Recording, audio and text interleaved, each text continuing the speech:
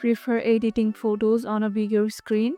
Here's how to download Befunky on your PC or laptop.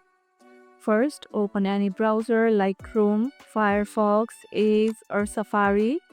In the address bar, type in befunky.com and hit enter. Once the site loads, you can see the download icon here at the top right corner. Tap on it to begin the installation. Depending on your connection, this would only take a few seconds to a minute. Once it's downloaded, open to launch Befunky right away. You will land on the welcome screen where you can sign up or log in. Now you can launch Befunky just like a regular app from your desktop. Make sure your browser is updated for the smoothest experience. Outdated browsers can cause issues sometimes. Let me know in the comments. Do you prefer editing on your phone or PC?